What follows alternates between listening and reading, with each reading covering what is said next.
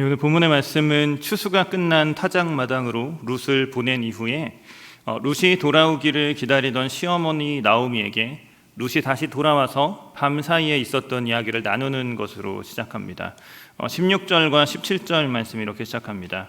룻이 시어머니에게 가니 그가 이르되 내 딸아 어떻게 되었느냐 하니 룻이 그 사람이 자기에게 행한 것을 다 알리고 이르되 그가 내게 이 보리를 6번 되어주며 이르기를 빈손으로 내 시어머니에게 가지 말라 하더이다 라고 말합니다. 16절에서는 개역성경이 내 딸아 어떻게 되었느냐라고 번역했는데 히브리어 원문에는 이제 내 딸이 뒤에 있고요. 어떻게 되었느냐라는 말이 문자적으로는 너는 누구냐라는 단어로 되어 있습니다. 너는 누구냐 이렇게 말하고 있는 거죠.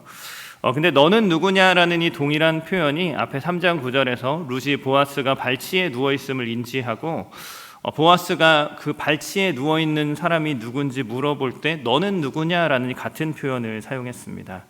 그때는 이제 깜깜한 암흑이고 누군지 확인되지 않으니까 너는 누구냐라는 표현이 신원을 확인하는 질문이었겠지만 지금 나오미는 룻을 백주대낮에 보고 있고요. 그리고 너는 누구냐라는 이 말 다음에 내 딸아라고 이렇게 부르고 있는 것으로 볼 때 앞에 3장 9절에서와 같이 신원을 확인하는 질문은 아닌 것이고 나오미가 지금 룻에게 너는 누구냐라고 이렇게 묻고 있을 때는 어떤 신분이나 정체성의 변화가 있는지를 묻고 있는 것으로 보입니다.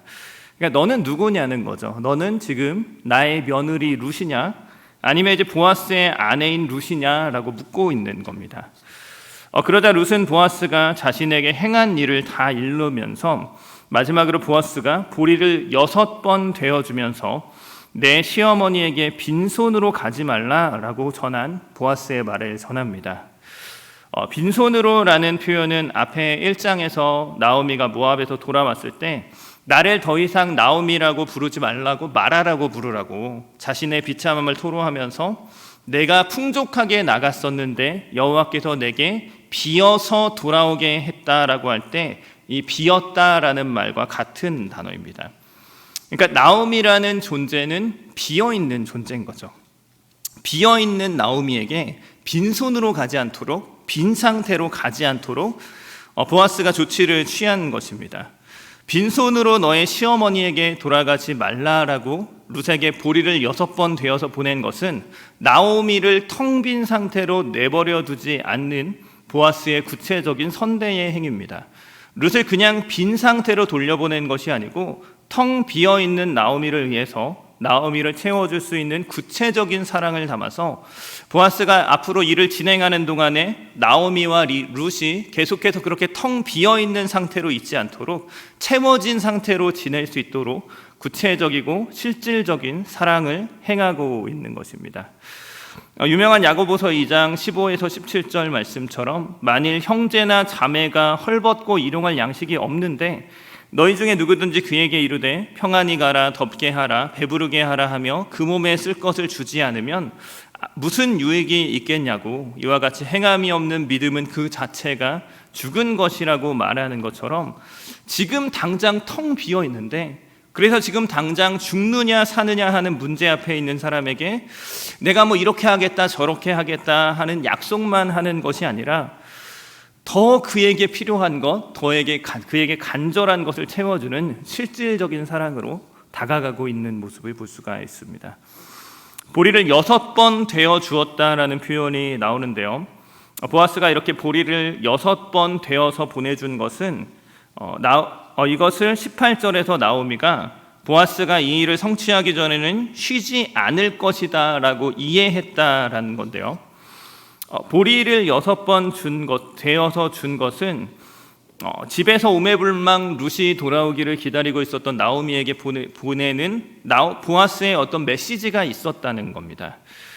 이스라엘 사람들에게 숫자는 각각 상징적인 의미를 담고 있습니다. 잘 알려진 것이 7이 완전수라는 거죠.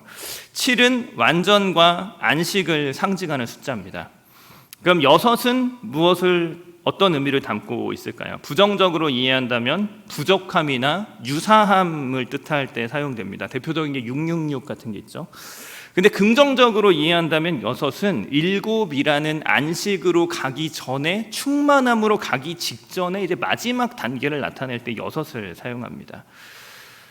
앞에 2장 1절에서 나오미가 룻을 위해서 룻을 선대하고 배려하면서 이제 너를 위해서 안식할 곳을 구해서 너를 복되게 해야 되지 않겠니? 라고 하면서 보아스와 룻 사이에 이 사건이 시작되는데, 지금 이 사건은 룻의 안식을 위해서, 안식을 향해서 나아가고 있는 사건인데요, 완전과 안식을 상징하는 숫자가 7이잖아요. 근데 그 완전과 안식을 향해 가면서 보아스가 6번 되어 보내주면서 이제 한 번만 더 채우면 안식에 도달하게 된다라는 메시지를 전해주면서, 아직 완전한 안식은 아니지만 안식에 곧 다다르게 될 기대와 소망과 위로를 전달하고 있는 것입니다. 쉽게 비유하자면은 요즘 직장인들에게 약간 금요일 같은 거죠. 금요일 같은 거. 야, 이제 금요일이야. 그러면은 아직도 지금 출근해서 오늘도 열심히 최선을 다해서 땀을 흘리며 수고하며 일을 해야 하지만, 이제 오늘만 견디면 이제 주말이 오고 우리가 그렇게 간절히 고대하고 소망하는 교회에 가서 예배드리는 주일이 오는 겁니다. 그러니까 오늘만 견디면, 이제 조금만 더 참으면 금요일이 지나가고 토요일이 되고 주일이 되고 쉴 수 있는 날이, 예배할 수 있는 날이 오는 거죠. 그래서 금요일을 사는 사람들에게 이제 오늘 금요일이다라고 말한다는 것은 조금만 더 참아라, 조금만 더 인내해라, 약속한 그날이, 그 안식이 곧 도달한다라는 메시지를 전해주는 것처럼 보리를 6번 되어주면서 텅 비어있는 나오미를 채워주는 것은, 보아스가 이제 곧 이 문제를 해결하고 룻을 아내로 맞이하고 기업을 물으면서 나오미의 가게에 있는 가장 근본적인 그 문제를 궁극적으로 해결하며 안식을 줄 것을 예견하면서 이 기다림의 시간이 그렇게 길지 않고 임박했다라는 약속을 보내주고 있는 것을 알 수가 있습니다. 보아스가 이렇게 보리를 6번 되어주면서 반드시 자신이 기업을 물려주겠다는 약속을 확증하며 메시지를 보냈을 때 나오미가 선택한 반응은 기다림이었습니다. 18절 말씀이 이렇게 말합니다. 내 딸아, 이 사건이 어떻게 될지 알기까지 앉아 있으라. 그 사람이 오늘 이 일을 성취하기 전에는 쉬지 아니하리라 라고 말했습니다. 보아스가 지금 하겠다고 한 거예요. 그럼 그 일을 진행할 때, 그가 그 일을 마칠 때까지 기다리는 것이 그를 향한 믿음이고 신뢰인 겁니다. 그 사람이 오늘 이 일을 성취하기 전에는 쉬지 않을 것이다 라고 말을 하면서 나오미는 룻에게 앉아있으라고, 가만히 있으라고, 기다리라고 말하며 보아스의 약속에 대한 신뢰를 표현하는 겁니다. 무엇인가 맡긴다는 것은, 위임한다는 것의 이면에는 그 위임에 대한 나의 개입과 행위를 포기한다는 의미가 내포되어 있는 것입니다. 믿는다는 말의 이면에는 기다림이 포함되어 있는 것입니다.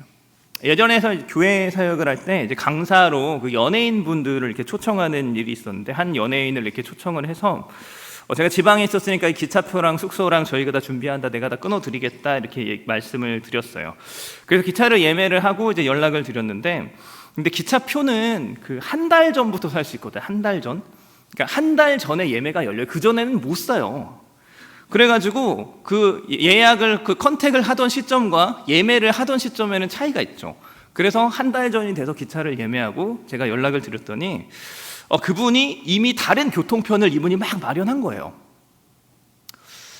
그래서 자기가 이렇게 가겠다, 뭐 비행기를 예매했다, 이렇게 준비를 했으니까 네가 한 걸 취소해라, 이렇게 말하는 거죠.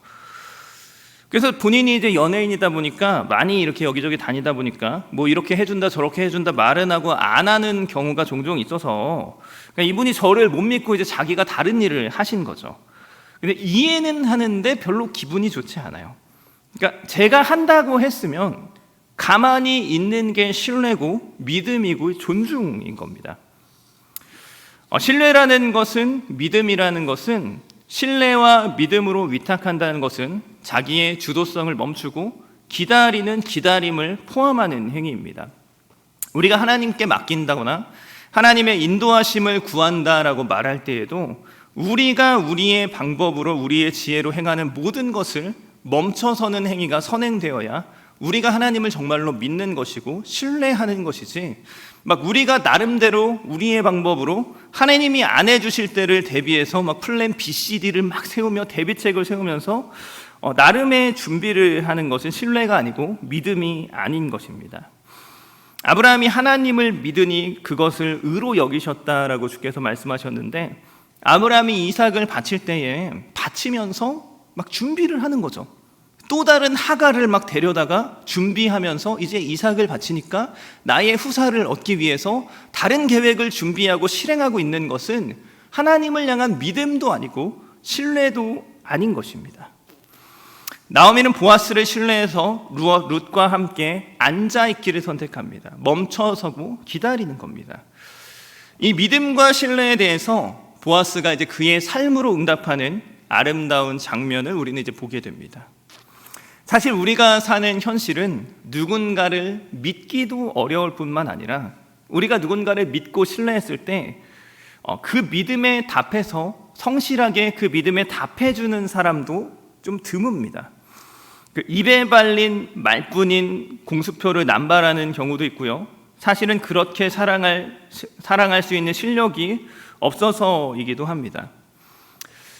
그래서 우리가 사는 세상에서는 누군가를 이렇게 전적으로 믿고 기다리는 믿음과 신뢰와 위탁도 찾아보기 힘들지만 이렇게 믿음에 답하는 성실한 사랑도 찾아보기가 힘듭니다. 그렇다면 우리는 어떻게 해야 될까요? 누구를 믿어야 될까요? 믿지 말아야 할까요? 누군가가 나를 선대한다고 했을 때, 사랑한다고 했을 때 우리는 멈춰서서 기다려야 할까요? 아니면 또 다른 대비책을 준비해야 할까요? 저는 개인적으로 저 자신의 어떤 신념과 경험에 근거해서 신뢰가 먼저라고 생각을 합니다. 제가 할 수 있는 것이 신뢰라면 그 사람을 믿어줄 때에 그 사람이 그 신뢰에 합당한 사람으로 변화된다라고 생각을 합니다. 제 친한 친구 중에 그 23살 때 이 친구가 이제 만화책을 보다가 그 조직폭력하던 막 그 학생이 선생님이 되는 만화였거든요. 근데 그 주인공이 그 만화책에서 나이가 23살이었어요. 근데 자기가 그 만화를 했는데 자기가 마침 23살인 거죠. 그래서 피가 막 끌어올라가지고 23살에는 교사를 해야 된다 이런 마음이 있어가지고 갑자기 자기가 23살이어가지고 열혈교사 누구누구누구 이렇게 타이틀을 달고 자기가 중고등부 교사를 하겠다라고 교사를 시작을 했습니다. 근데 그 보통은 대부분의 교회들이 그렇겠지만 교회에 이제 선생님으로 자원하는 친구들 중에 그 나이가 젊은 청년대의 친구들은 잘 없어요. 그러다 보니까 보통은 막 수십 년씩 그 부서를 섬겨오신 나이 많으신 분들이 그 부서를 계속 섬겨오고 이렇게 젊은 청년들이 들어오는 경우가 잘 없습니다. 그래가지고 이 선생님들이 나름대로 자기들이 그동안 다루기 어려웠었던 까다로운 막 불편한 학생들 있죠. 말이 안 통하고 대화가 안 통하고 이상한 학생들을 한 번에 다 모았어요. 쫙 모아가지고 이 친구에게 선물로 줬죠. 이렇게 말씀하시면서 던져줬습니다. 아유, 선생님은 젊으니까 애들이랑 잘 통하겠죠. 그래가지고 그 친구가 반을 맡았는데 교사를 처음 하는데 그 앉아있는 애들을 보니까 와, 대단했어요. 그래가지고 저는 옆에서 보면서 와, 뭐 저런 애들을 모아서 저렇게 한 반으로 만들어서 저렇게 주냐라고 이렇게 뒤에서 막 이렇게 비판을 많이 했었죠. 근데 이 친구는 그 반을 맡아가지고 그 첫 주가 딱 지나고요. 당연히 애들이 안 오죠. 뭐 오는 애들이 아니에요. 교회를 오는 애들이 아닙니다. 그랬는데 첫 주가 딱 지나고 월요일 날 그 중에 한 친구에게 같은 곳에서 저희가 살았거든요. 한 친구에게 탁 이렇게 목소리를 딱 가듬고 전화를 딱 하는 거예요. 그러더니 야 누구야 너 네가 무슨 일이냐 뭐 이러고 깜짝 놀라서 전화를 하는 거예요. 그 뭐야 이 자식 왜 이래? 그랬더니 어떻게 네가 교회를 안 올 수 있어?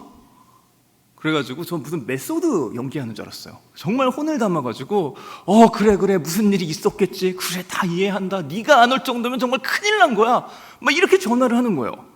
그래서 제가 뭐 이게 뭐 하는 짓인가, 저거는 기만이고 저거는 사기고 저건 상대방에 대한 존중이 아니다라고 저는 생각을 했기 때문에, 그런데 이 친구가 그 반 아이들을 대할 때 항상 이런 식으로 대하는 거예요. 정말 아무것도 아닌 애들이거든요.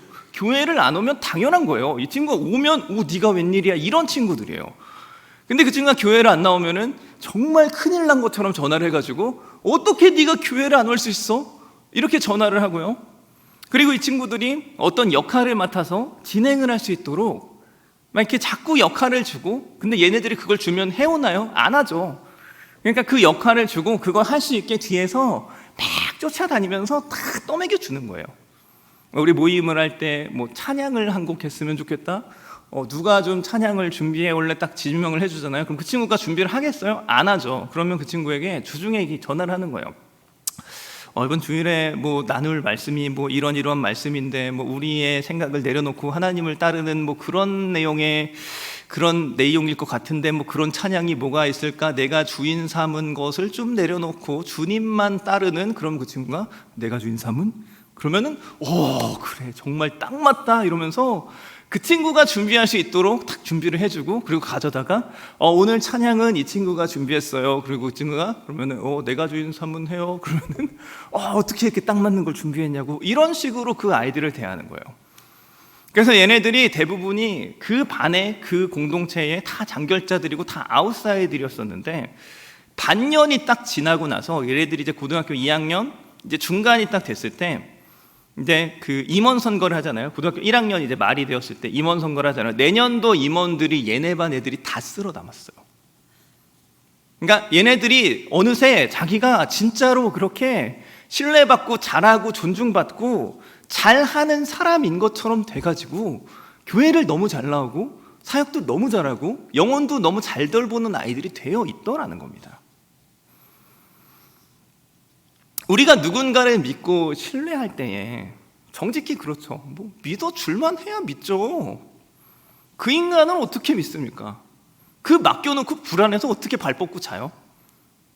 근데 그게 아니고 정말로 그 사람을 신뢰하고 존중하고 인정하고 세워주는 그 신뢰가 먼저 선행이 될 때, 그 사람이 그 신뢰에 합당한 사람으로 비록 시간은 걸리겠지만 자라날 수 있다는 겁니다. 우리가 사는 이 세상도, 우리가 함께 생활하는 이 교회도 그렇게 보아스가 사랑을 그렇게 약속하고 그것을 신뢰하며 앉아서 기다리는 것처럼, 주 안에서 우리가 정말 진심으로 서로 신뢰하고 믿고 사랑하고 책임지고 그 사랑을 하라는 그런 믿음의 공동체가 될 수 있도록, 우리가 사랑해야 되는 자리에 있을 때는 우리가 맡은 그 사랑을, 그 선행을, 그 선대함을 정말 책임을 다해서 마음을 다해서 성실하게 감당하고, 우리가 신뢰해야 되는 위치에 있을 때는 정말 그에게 맡겨주고 인정하고 정말 그를 세워주고 신뢰하면서 서로가 그렇게 선대함으로 나아갈 때, 우리 가운데에서도 이렇게 보아스와 룻과 나오미의 사이에서 있었던 것처럼 아름다운 신뢰와 믿음의 관계가 형성될 수 있을 것이라고 믿습니다. 4장 1절에서 보아스는 이렇게 약속을 할 뿐만 아니라 나오미가 엄청난 신뢰를 보였잖아요. 그 사람이 오늘 이 일을 성취하기 전에 쉬지 않을 거야. 근데 보아스는 정말 그 다음날 아침이 되자마자 성문으로 올라가서 거기에 앉아서 다음으로 계속해서 그가 진행해야 할 일들을 진행하는 겁니다. 고대시대의 성문은 단순히 성을 지키는 방위의 중심지일 뿐만 아니라 교역과 교통의 중심지고요, 상업 거래가 이루어지던 장소였고요, 의견을 나누고 법정인 소송이 이루어지는 재판정이기도 했던 곳이 성문이라는 장소입니다. 보아스가 성문에 올라가는 것은 엘리멜렉 가문의 기업 물음 문제에 대한 절차를 공식적이고 법적으로 온전하게 진행하기 위해서 올라간 겁니다. 보아스가 성문에 올라가서 앉았다고 말하는데요, 이 앉다라는 단어는 재판 문맥에서 공적인 재판 절차에 공식적으로 참여하는 것을 뜻합니다. 1절 하반절에서 기업 물을 자가 지나갈 때 보아스가 그를 불려서 앉혀요. 재판에 참석시키는 겁니다. 2절에서는 장로열을 청해서 앉힙니다. 그럼 이 사람들이 지금 공적인 재판의 자리를 지금 공적으로 성문 앞에서 마련하고 있는 겁니다. 자신보다 앞선 순번의 기업 무를자와 장로열을 법적인 절차의 당사자로서 그 자리에 앉히고 보아스가 다음의 행동들을 진행하고 있는 것을 보여줍니다. 보아스가 공적인 절차를 위해서 이렇게 성문에 앉았을 때 개역 성경은 마침 보아스가 말하던 기업 무를자가 지나갔다라고 번역했는데요. 마침이라는 부사는 문법적으로 보면은 약간 의역이지만 굉장히 적절하다고 생각합니다. 이것을 번역할 수 있는 방법이 없어요. 그러니까 히브리어 원문에는 보아스가 성문에 올라가고요, 그리고 거기에 앉는 장면이 한 장면으로 연속되게 묘사되고요, 그 장면과 동시에 이제 부연되어서 시선을 끄는 감탄사가 등장하면서 보아스가 말했던 그 기업 무를자가 여기에 지나가고 있다라는 것이 분사구문으로 병행돼서 이렇게 두 문장이 싹 겹쳐져서 이렇게 그려지고 있는 거예요. 그러니까 요즘의 영상 기법으로 설명하자면은 보아스가 성문으로 이렇게 쫙 올라가서 이렇게 딱 앉는데 그 앉는 순간에 그 옆쪽 아래쪽 화면에 기업물을 그 앞순번에 사람이 이렇게 딱 지나가고 있는데 화면의 초점이 전체 씬을 담다가 이 밑에 있는 이 사람에게로 쫙 이렇게 좁혀져 가는 약간 그런 식으로 글이 쓰여져 있다는 겁니다. 그러니까 보아스가 성문에 올라가 앉는 장면과 기업무를자가 지나가는 장면이 오버랩돼서 한 장면 안에서 그 시선이 이렇게 전환되면서 그려져 있는 거죠. 그러니까 보아스가 공적인 절차를 위해서 성문에 올라가서 장로 열을 청해서 데리고 왔거든요. 장로 10명을 찾아서 데리고 온 거예요. 근데 보아스가 말하던 이 기업 무를자는 마침 그 자리에 이렇게 샥 지나가는 겁니다. 이것은 지금 보아스가 이 일을 행하고 있지만 하나님께서 이 모든 역사 가운데 개입하셔서 합력하여 진행하고 계시다라는 것을 암시해 보여주는 겁니다. 보아스가 그 기업 무를자를 부를 때에 1절 하반절에 보면 아무개여 이리로 와서 앉으라 라고 이렇게 부르고 있습니다. 아무개여라고 부르고 있어요. 기업 무를자의 이름이 기록되어 있지 않고요, 아무개여라고 번역되어 있습니다. 이 아무개라는 단어는 장소를 나타낼 때 사무엘상 21장 2절과 열왕기하 6장 8절에서 이러이러한 곳, 아무데 아무데 이런 장소를 나타내는 말로 사용한 표현과 같은 표현으로 사람을 지칭할 때도 그 사람이 누군지 구체적인 관심이 없는 대상을 지칭할 때 사용하는 표현입니다. 이 사람이 누군지 관심이 없어요. 이 사람이 누군지 상관없는 거예요. 근데 이 아무개라고 등장하는 이 사람은 그 룻기 안에서 분량이 그래도 꽤 차지합니다. 말을 해요. 대사가 있어요. 앞에 기럐이나 말론 같이 이름 한번 등장하고 죽는 사람이나 떠나간 며느리 오르바 같은 사람들의 이름도 이름으로 언급이 되는데 나름대로 대사도 있고요, 분량도 있고요, 기럐이나 말론이나 오르바보다 뭔가 더 중요한 역할을 하는 것 같은 이 기업 무를자의 이름은 이름으로 언급되지 않습니다. 그 사람이 누구든 아무 상관없을 때나 사용되는 아무개요 이렇게 불리는 거예요. 성경이 의도적으로 이 사람의 이름을 지우고 무시하고 있는 것으로 이해할 수 있습니다. 뒤에 5절에서 보아스는 죽은 엘리멜렉의 기업을 그의 이름으로 세우는 것이 기업 무를자의 사명이라는 것을 언급하는데, 기업 무를자의 사명이 이름과 관련된 거예요. 근데 보아스보다 앞선 순번의 기름 무를자의 이름을 아무개라고 지어버린 것은 영적인 메시지가 있는 겁니다. 남의 이름이 끊어지도록 그냥 내버려두고 방치하는 사람의 이름은 결국 자신의 이름도 끊어진다는 겁니다. 뒤에 8절에서 이 아무개가 자기가 기업을 무르지 않겠다고 하면서 신을 벗어서 보아스에게 주는데요, 기업 물음을 거부하면서 신을 벗어서 주는 것, 신명기의 율법에 나오니까 신 벗는 것이 나오니까 신 벗어 주는 게 그렇게 이상하지 않게 느껴지만 굉장히 황당한 장면입니다. 아니, 자기가 뭔데 당당하게 신을 벗어서 줍니까? 신명기 25장의 율법에서는 신을 벗기는 거예요.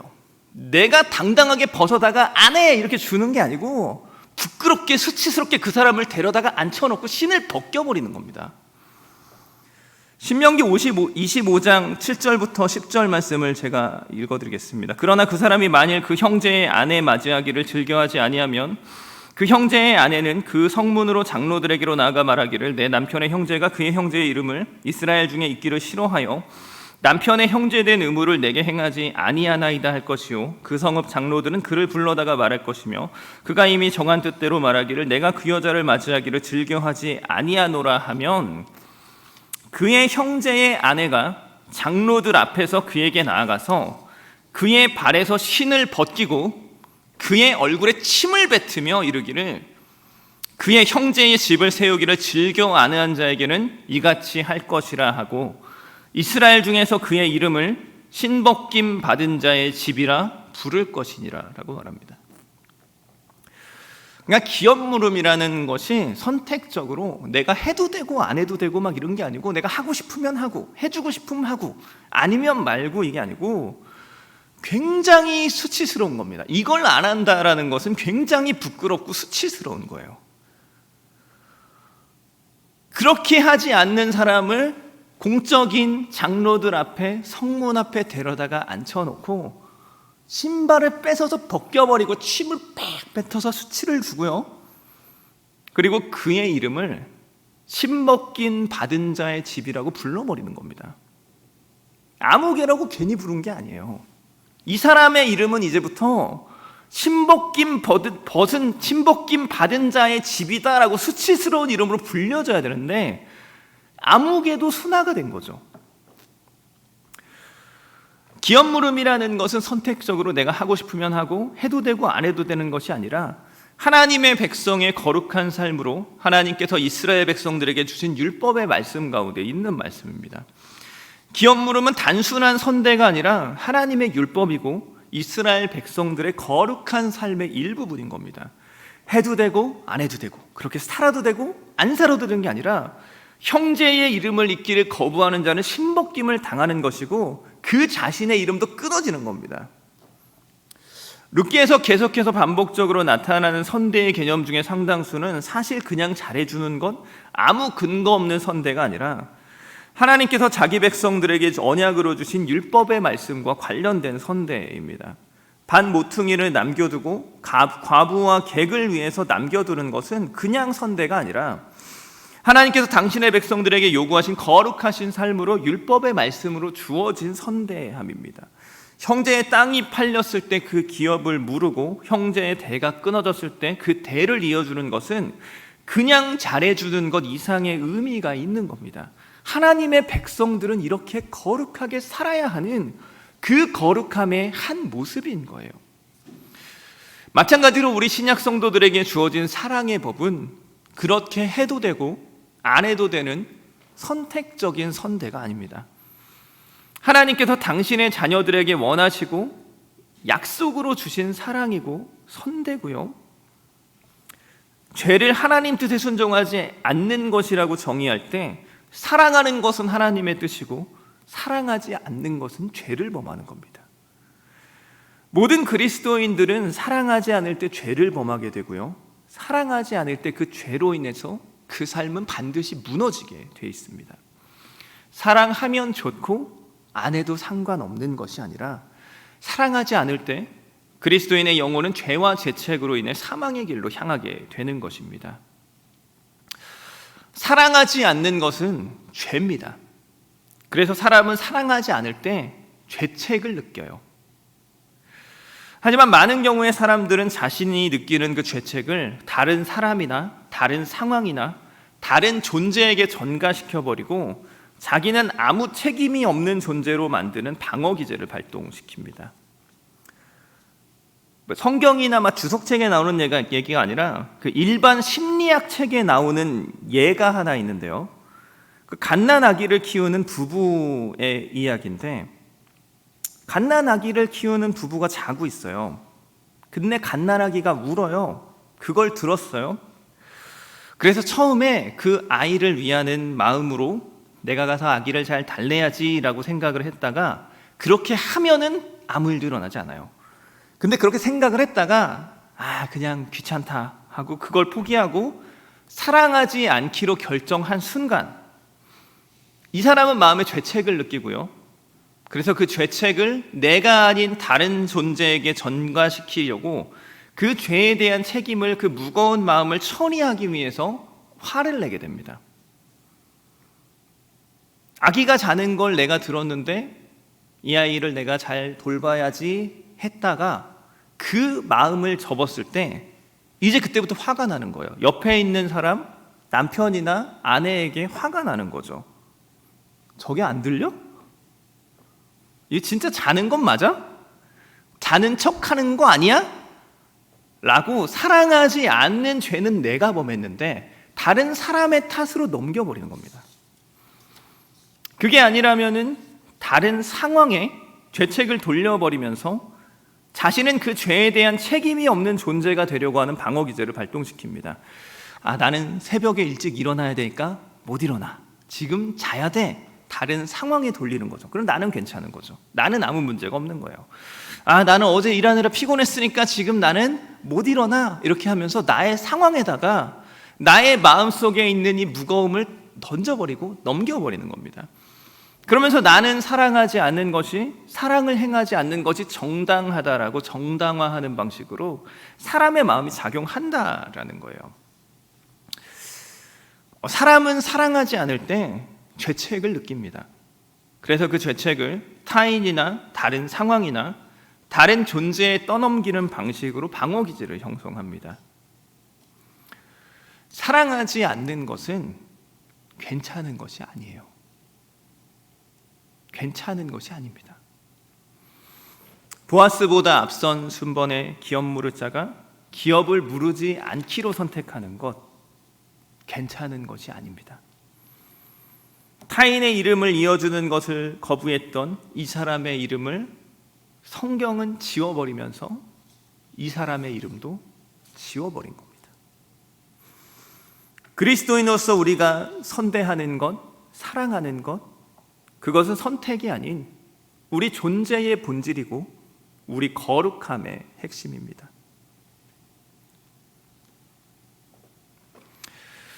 그렇다면 이 기업 물음에 있어서 보아스보다 앞선 번에 있었던 이 아무개라는 사람이 그 기업을 무르겠다고 했었던 것을 포기한 이유가 뭘까요? 왜 안 물렀을까요?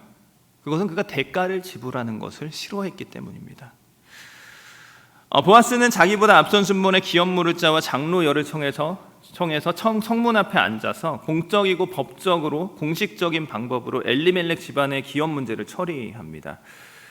앞서 3장 13절에서 룻에게 약속했던 대로 보아스는 아무개가 기업을 무르지 않으면 보아스 자신이 무르겠다라는 자신의 뜻을 피력하면서 기업 물을 자에게 기업을 물을 것인지 묻는데요.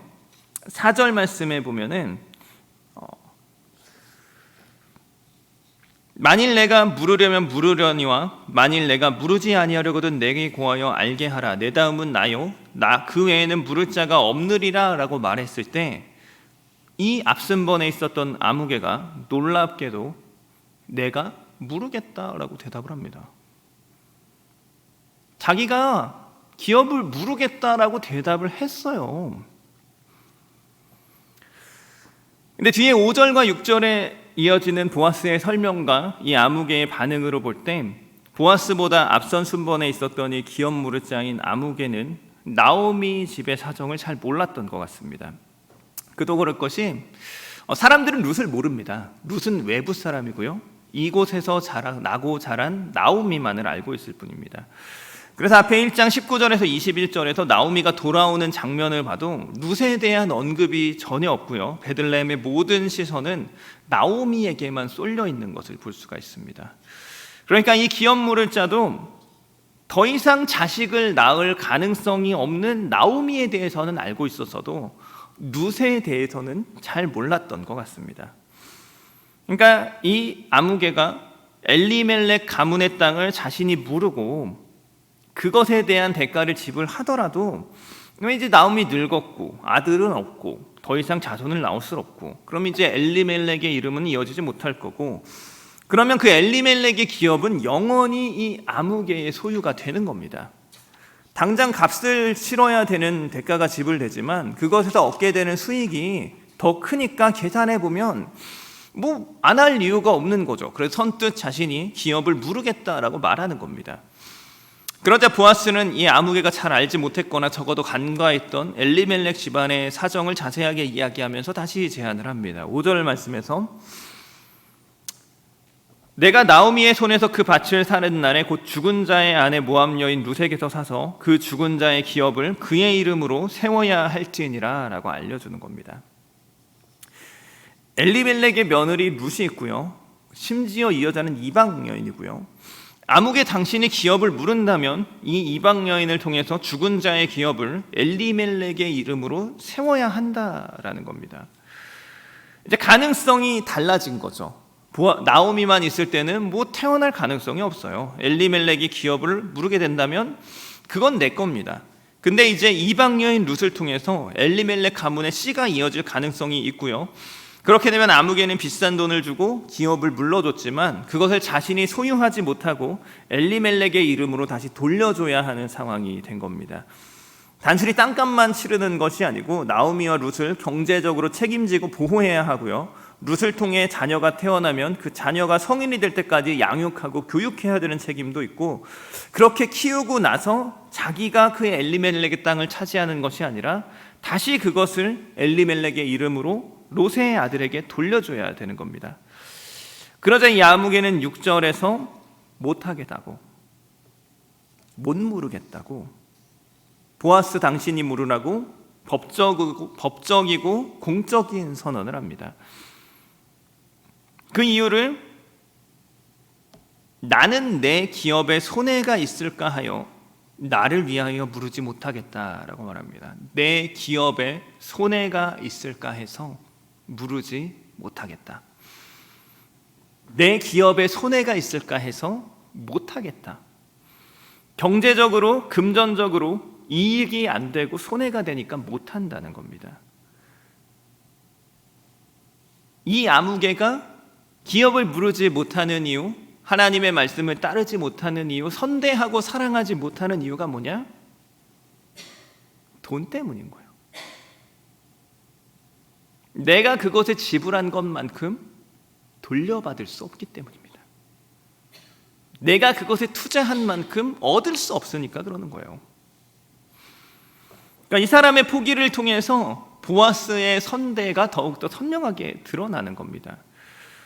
보아스는 지금 나오미와 룻을 선대함으로써 엄청난 비용과 대가를 지불하게 되는 겁니다. 쉬운 사랑, 가벼운 사랑, 그냥 마음 가는 대로 한번 툭 던질 수 있는 그런 사랑이 아니라 책임지는 사랑이고요, 대가를 지불하는 사랑을 행하겠다는 겁니다.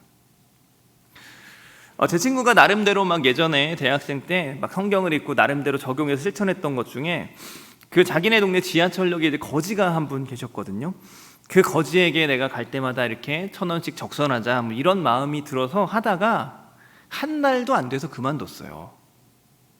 돈이 드니까요. 잠깐 스치는 마음으로 도와주자, 선대하자라는 마음은 들 수 있지만 잠깐의 결심으로 한 번 행하는 것과 그것을 지속적으로 계속해서 행하는 것 사이에는 엄청난 차이가 있는 것입니다. 지속적으로 변함없이 성실하게 선대하고 사랑하는 것은 굉장히 어렵고 수준 높은 것입니다.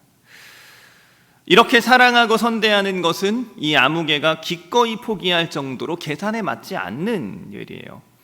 그것을 변함없이 성실하게 오랫동안 행한 그 결과를 통해서 보아스를 통해 엘리멜렉의 가게가 이어지고 다윗 왕이 태어나는 놀라운 은혜의 역사가 나타나는 겁니다. 오늘 말씀을 통해서 아무개의 모습과는 대비되는 보아스의 이 성실한 사랑을 보게 됩니다. 룻에게 6번 보리를 되어주면서 7의 안식에 이르기까지 성실하게 계속해서 선대할 것임을 표현하고, 텅 빈 나오미가 비어있는 채로 있지 않도록 구체적이고 실제적인 사랑을 베풀고, 성문에 앉아서 10명의 장로들을 청하며 이 기업을 물으는 문제를 공식적으로 공적으로 선명하게 처리하면서 손해를 감수하며 오랜 시간에 걸쳐서 그 손해를 지불해야 되는 기업 물음의 일을 기꺼이 진행해 나가는 지속적이고 반복적인 성실한 사랑의 길로 걸어가고 있는 것입니다. 보아스가 보여준 선대와 사랑처럼 사랑은 길고 우리의 삶이 되어야 하고, 그것은 인생이고 지속적이고 반복적인 것입니다. 사랑은 성실해야 합니다. 사랑하는 사람은 성실하게 사랑해야 합니다. 사랑을 받는 사람이 사랑하는 사람의 불성실함으로 상처를 받는 이야기들은 우리 굉장히 많이 알고 있습니다. 저희 아버지가 한 분 계신데요, 이제 아시다시피 목사님입니다. 저희 사택은 교회 1층에 붙어 있었는데, 사택이 있고 아버지 서재가 있고 그리고 문을 열고 나가면 교육관이 있는 그런 구조였어요. 그러니까 아버지 서재가 원래는 이제 사택에서 이렇게 떨어져 있었죠. 그 중간에 있었는데, 근데 아버지가 나중에 이제 어린이집을 하시면서 그 공간을 이렇게 사용하게 되면서 아버지 서재가 저희 집 거실 안으로 이렇게 들어오게 됐습니다. 거실이 굉장히 넓어서 뭐 서재가 들어오든 말든 별 상관없어요. 넓어가지고 거기 있으면 되는데, 근데 문제는 뭐냐면 저희 아버지가 이제 거기에서 이제 밤에 막 이렇게 설교 준비를 막 하신다는 거죠. 집중해서 막 이렇게 하고 있는 거예요. 그래서 고등학교 때 이게 아빠 옆에 있으니까 가가지고 이렇게 가서 이렇게 막 해가지고 한번 이렇게 까불었어요. 근데 저희 아버지 굉장히 진지한 순간이셨죠. 굉장히 고뇌에 차서 말씀을 막 열심히 준비하고 있는데 이 자식이 와가지고 옆에 와가지고 막 쓸데없는 말하고 까불고 하니까 아버지가 소리를 한번 지르셨습니다. 그래가지고 제가 그때 아버지가 소리를 질러가지고 화가 나서 당신이 목사인데 지금 나한테 소리를 질러? 이래가지고 제 아버지랑 3년 동안 말을 안 했어요. 진짜 3년 동안 말을 안 했어요. 학교를 다니니까 필요한 게 있으면 포스트잇에 적어가지고 책상에 딱 붙여놓고 그냥 가고요. 말을 안 했어요. 아예 대화를 안 했어요. 왜냐하면 우리 아빠는 화내니까. 근데 저희 아버지의 뭐 굳이 표현하자면 작은 불성실이죠. 사랑하는 데 있어서 성실하셨어야 되는데 항상 한결같이 그 자녀를 사랑하고 자녀에게 이렇게 좋게 잘 선대해 주셔야 되는데 으악 했으니까 아버지 잘못한 거죠. 근데요, 이분은요, 제가 울산의 외곽에 있는 시골에 살았거든요. 근데 저희 동네로는 학원차가 안 왔어요. 너무 시골이라서. 근데 저희 때는 이제 10시까지 야간 자율학습하고 10시 반부터 이제 학원이 시작하니까 막 12시 반, 1시 막 이때 끝나요. 1시 반 이때 끝나는데, 제가 중고등학교 때 이제 5년 동안에 저희 아버지가 새벽 1시 반에 저희 학원 끝나는 시간마다 그 학원 앞에 와서 기다리시다가 저를 태워가지고 집에 가시고, 그리고 밤에 주무시고 새벽 기도하시고 이렇게 사신 분이에요. 근데 이분의 이 한 번의 불성실이 그 5년간에 팍 잠도 안 자면서 매일 밤 그 시내까지 1시간 넘게 차를 몰고 나와서 아들을 매일 태워간 그 사랑을 이렇게 덮어버리는 게 정당합니까? 한 번 들렸는데, 한 번, 소리 한 번. 5년 동안 차 태워서 다니고 그 외에 뭐 얼마나 많이 사랑을 해줬겠어요. 근데 소리 한 번 질렀다고 울산에 사는 그 3년 동안 대학생이 되면 서울에 갔지만 그 전까지 아예 대화를 안 하는 게 정당하냔 말이죠.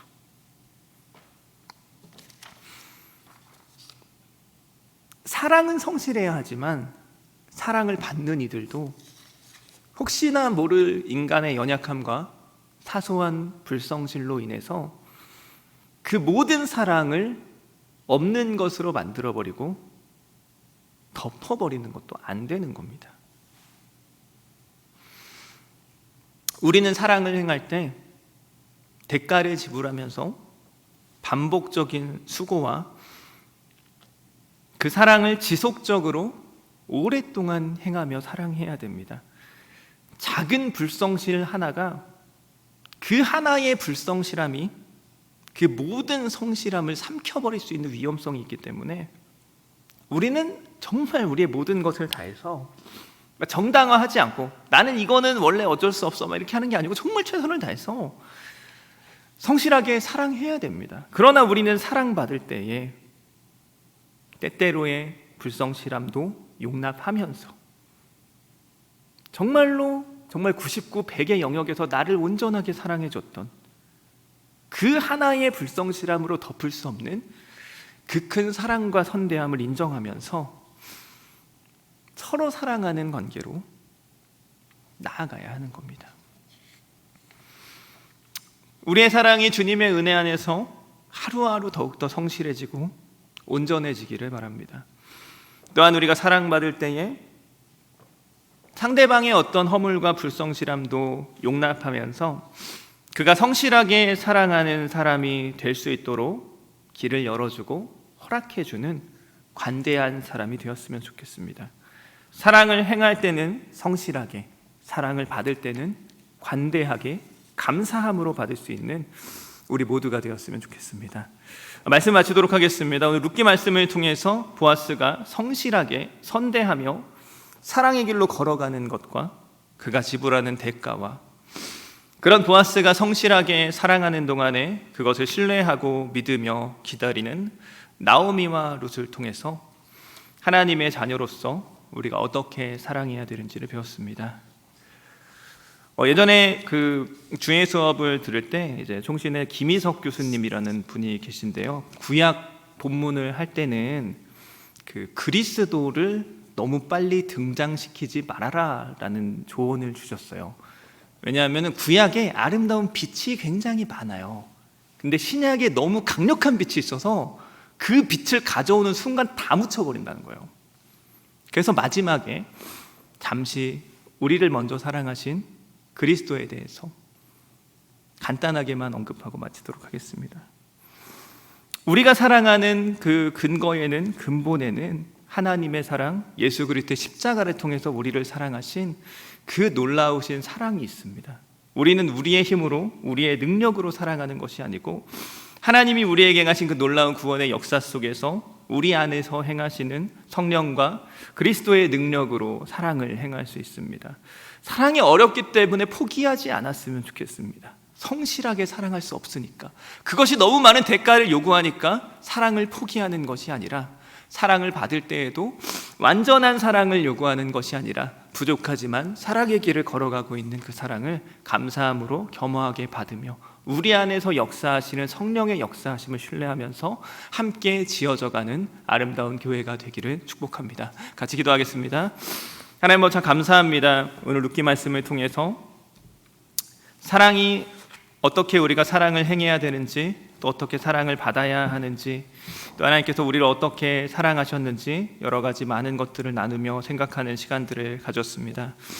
하나님, 정말 보아스가 한 사람의 연약한 인간으로서 성실하게 책임지는 사랑의 길을 걸어갔었던 것처럼, 그래서 그를 통해서 텅 비어졌던 한 가문이 다시 살아나고 그 가문을 통해서 하나님께서 놀라운 일을 이루셨던 것처럼 우리가 이 세상을 살아가는 이 짧은 시간 동안에 그렇게 사람을 살리고 생명을 살리는 사랑의 사람들이 될 수 있도록 우리를 도와주시고 힘을 주시고 능력을 더하여 주시옵소서. 우리를 사랑하신 그리스도의 사랑으로 또 우리를 사랑하도록 주님께서 보내주신 수많은 믿음의 사람들과 가족들의 사랑으로 여기까지 우리가 왔음을 믿으며 우리가 받은 그 사랑에 감사하면서 우리도 더욱더 사랑의 길로 걸어가기를 원하오니 주님, 우리의 걸음을 인도하여 주시옵소서. 감사드리며 주 예수 그리스도의 이름으로 기도합니다.